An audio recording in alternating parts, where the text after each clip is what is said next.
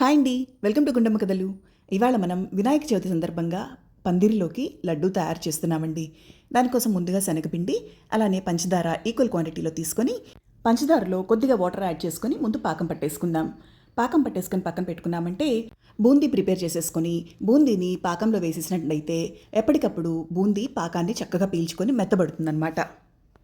బూందీ చేసేటప్పుడు ముఖ్యంగా గుర్తుపెట్టుకోవాల్సింది బూందీని జస్ట్ 75% మాత్రం వేగితే సరిపోతుంది.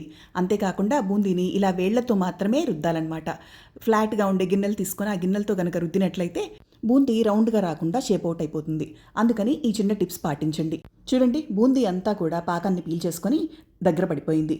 ఇప్పుడు పైకి కిందకి అడుగున పాకం ఉంటుందండి, అందుకని చక్కగా పైకి కిందకి మొత్తం కలిపేసుకుంటున్నాను. ఇందులో పాకంలో నేను ఇలాచీ పౌడర్ వేసాను. అలానే ఇప్పుడు కూడా ఇంకా ఇలాచీ పౌడర్ని యాడ్ చేస్తున్నాను. జీడిపప్పు బాదం పప్పు కూడా యాడ్ చేసుకొని లడ్డు చుట్టేసుకోవడమే. ఈ వీడియో మీకు నచ్చినట్లయితే ప్లీజ్ సబ్స్క్రైబ్.